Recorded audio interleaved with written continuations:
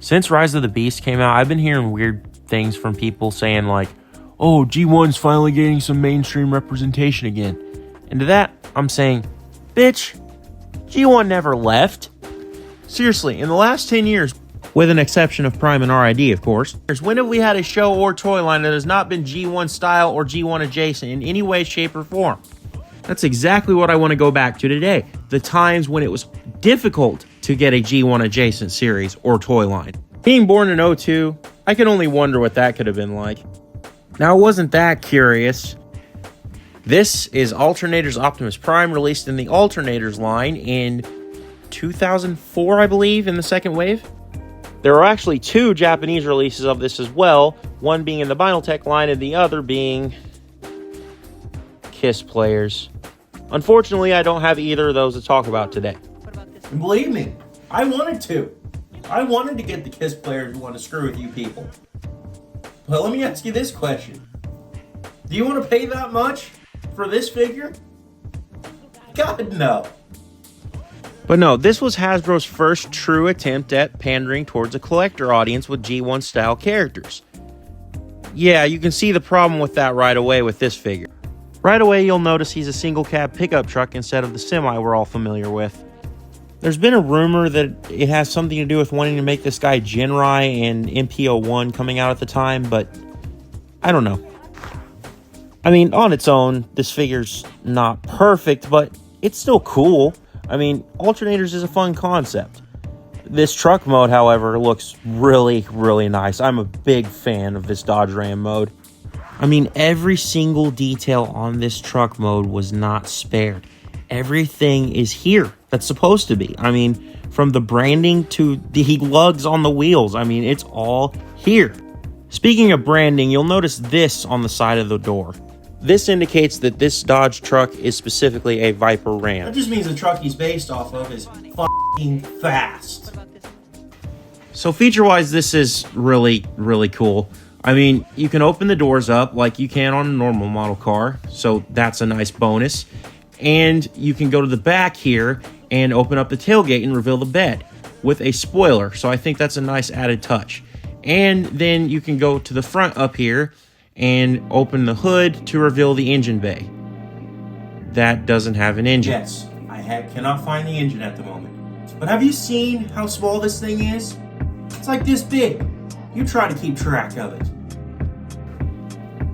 But no, opening the tailgate and doors up really opens up some detail that you couldn't see before. For instance, the steering wheel has molded detail on it, the speedometer's there, the radio's there, speakers and lock knobs, and the craziest part to this, there's cup holders.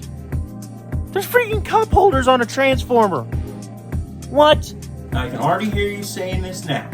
What's so great about cup holders, Trevot? And I'll counter this with this question. Does MP44 have cup holders? No. Oh yeah, and this thing rolls. God, does it roll so freaking well with those rubber tires. So yeah, this thing rolls really well. And speaking of roll, the wheels are rubber, as they tend to be on alternators. And, hello Optimus, there's his head.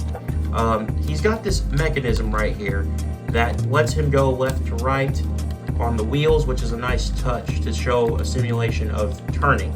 Well, mine has some trouble with that. I'm not sure if it's disconnected in there or what, but it doesn't really do it. And sometimes you can get it to, and other times you kind of, well, there you go, kind of getting it there when it's pushed in. But yeah, there you go with those gimmicks. So I mean, it's really, really nice. I'm a big fan of this truck mode, to be honest. So yeah, the truck mode has me pretty well won over. However, the robot mode is, well, let's just get to it.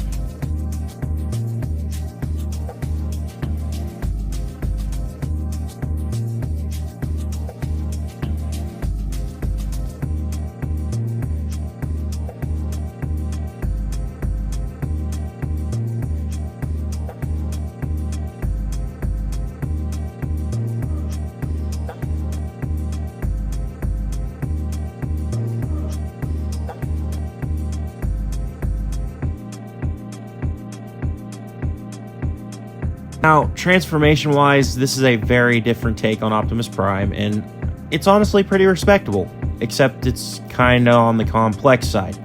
Now, this robot mode is cool. I'll give it that.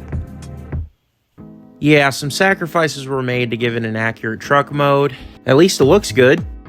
Looks being the key word here. Because even though it looks good, yeah, it doesn't hold together very well.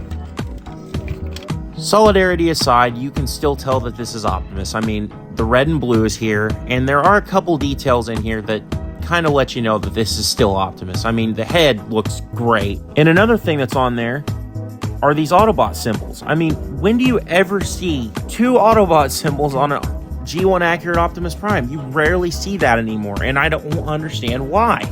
Yeah, and this is where you get into it. This guy is absolutely Kibble City. I mean, look, he's got this whole cab section folded up on his back right here.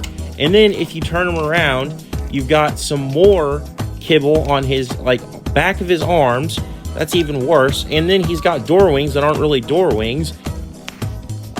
And the front quarters of the truck. I mean, what is going on here? Now, the engine, of course, if I had it, would turn into this little pistol gun. That doesn't even match Optimus Prime either. Starting to wonder if I actually like this thing anymore. Let's see if articulation can save this thing. Now, it's honestly not bad. He's got a outward movement at the shoulder with a hinge. He's got a forward rotation as well, and back if you get the kibble out of the way. So not too bad. His hands open up. Well, his finger opens up because his hands are already kind of open.